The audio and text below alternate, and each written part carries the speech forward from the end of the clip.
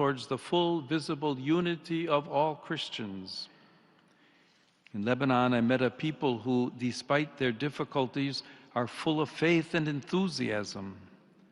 There I sensed the hope of young people who aspire to build a more just and cohesive society and to strengthen the bond of cultures and religions that makes the land of the cedars unique in the world. Dear ambassadors, prompted by the tragic events of the sack of Rome in 410 AD, St. Augustine wrote De Civitate Dei, the city of God. This is one of the most powerful of his theological, philosophical, and literary works.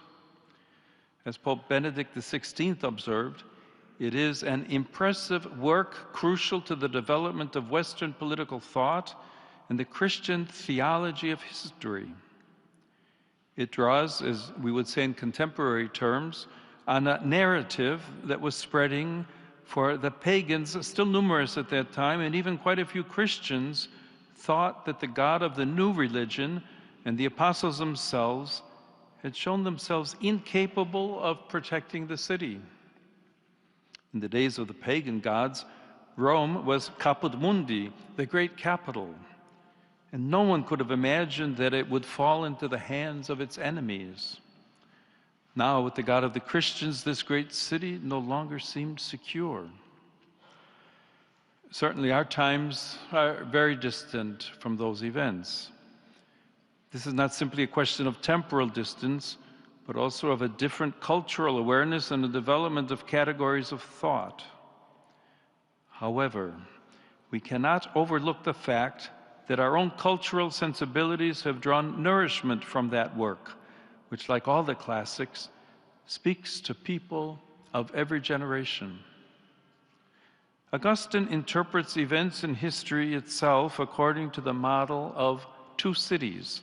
First, there's the city of God, which is eternal and characterized by God's unconditional love, amor Dei, as well as love for one's neighbor, especially the poor. Then there is the earthly city, which is a temporary dwelling place where human beings live until death. In our day, the latter includes all social and political institutions, from the family to the nation-state and international organizations. For Augustine, this city was epitomized by the Roman Empire. Indeed, the earthly city is centered on pride and self-love, amor sui, and the thirst for worldly power and glory that leads to destruction. However, this is not a reading of history that seeks to contrast eternity with the present, the church with the state, nor is it a dialectic about the role of religion within civil society.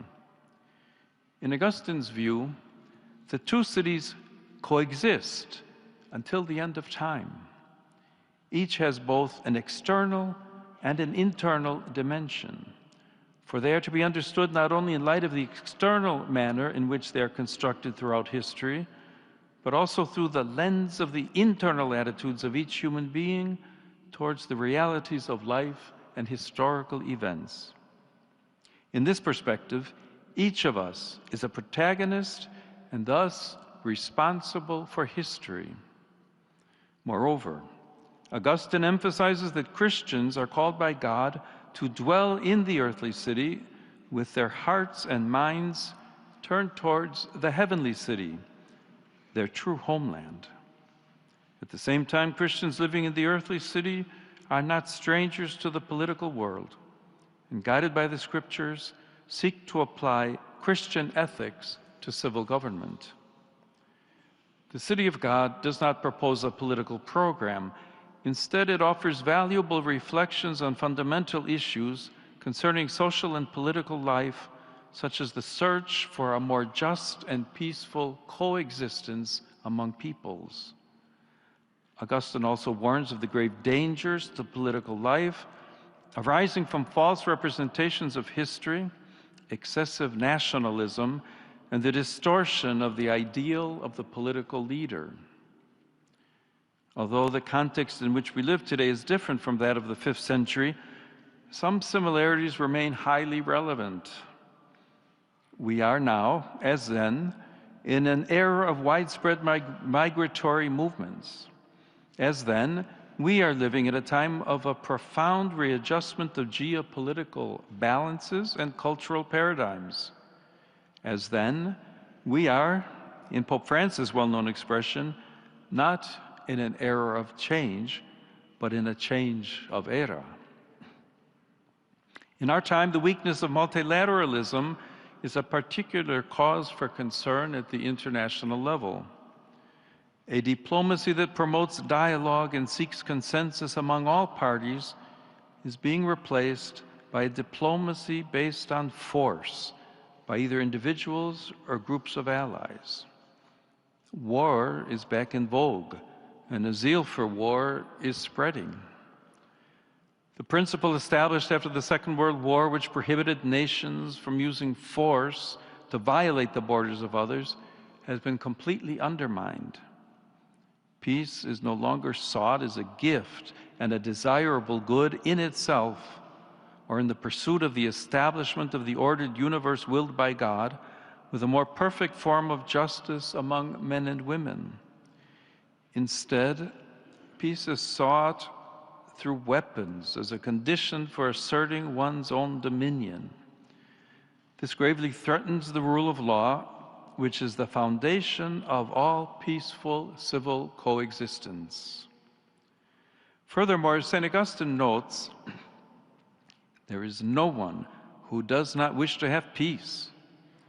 For even those who make war desire nothing but victory.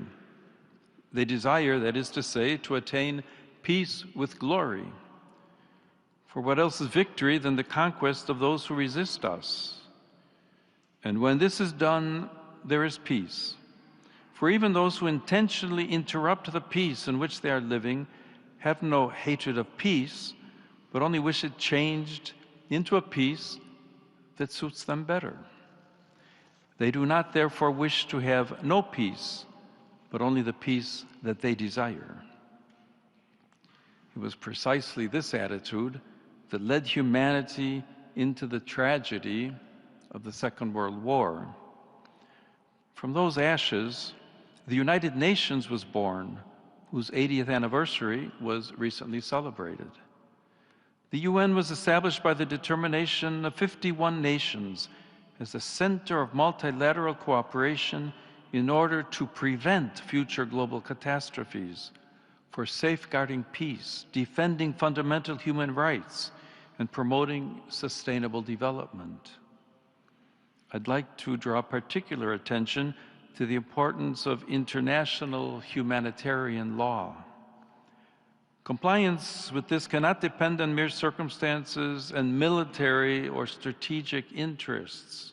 Humanitarian law, in addition to guaranteeing a minimum of humanity during the ravages of war, is a commitment that states have made.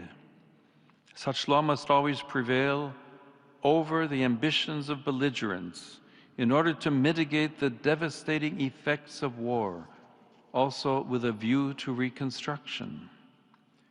We cannot ignore that the destruction of hospitals, energy infrastructure, homes, and places essential to daily life constitutes a serious violation of international humanitarian law.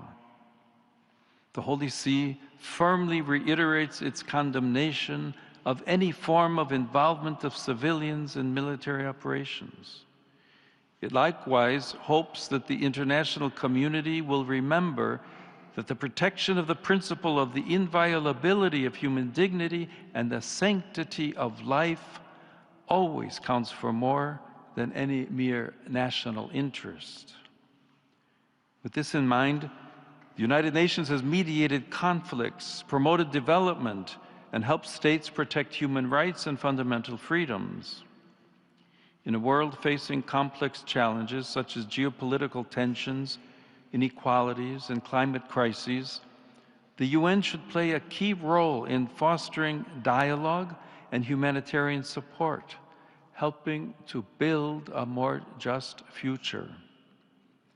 Efforts are therefore needed to ensure that the United Nations not only reflects the situation of today's world rather than that of the post-war period, but that it is also more focused and efficient in pursuing policies aimed at the unity of the human family instead of ideologies. The purpose of multilateralism, then, is to provide a place where people can meet and talk, modeled on the ancient Roman Forum or the medieval square. At the same time, in order to engage in dialogue, there needs to be agreement on the words and concepts that are used. Rediscovering the meaning of words is perhaps one of the primary challenges of our time.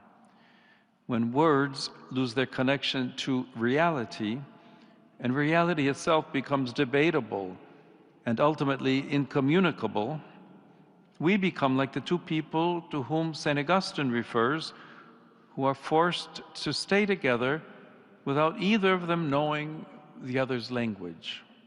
He observes that, I quote, "Dumb animals, even those of different species, understand each other more easily than these two individuals.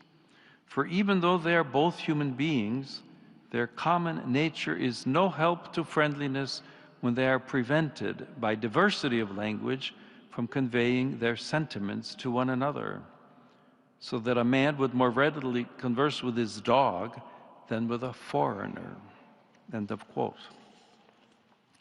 Today, the meaning of words is ever more fluid, and the concepts they represent are increasingly ambiguous. Language is no longer the preferred means by which human beings come to know and encounter one another. Moreover, in the contortions of semantic ambiguity, language is becoming more and more a weapon with which to deceive or to strike and offend opponents. We need words once again to express distinct and clear realities unequivocally. Only in this way can authentic dialogue resume without misunderstandings. This should happen in our homes and public spaces, in politics, in the media, and on social media.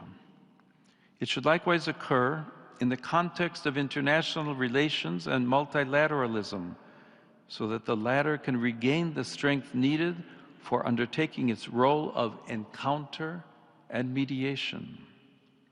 This is indeed necessary for preventing conflicts and for ensuring that no one is tempted to prevail over others with a mindset of force, whether verbal, physical, or military. We should also note the paradox that this weakening of language is often invoked in the name of freedom of expression itself. However, on closer inspection, the opposite is true, for freedom of speech and expression is guaranteed precisely by the certainty of language and the fact that every term is anchored in the truth. It is painful to see how, especially in the West, the space for genuine freedom of expression is rapidly shrinking. At the same time, a new Orwellian-style language is developing, which, in an attempt to be increasingly inclusive, ends up excluding those who do not conform to the ideologies that are fueling it. Unfortunately, this leads to other consequences that end up restricting fundamental human rights, starting with the freedom of conscience. In this regard, conscientious objection allows individuals to refuse legal or professional obligations that conflict with moral, ethical, or religious principles deeply rooted in their personal lives. This may be the refusal of military service in the name of nonviolence, or the refusal on the part of doctors and healthcare professionals to engage in practices such as abortion or euthanasia.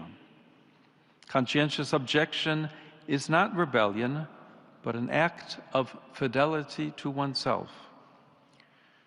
At this moment in history, freedom of conscience seems increasingly to be questioned by states, even those that claim to be based on democracy and human rights.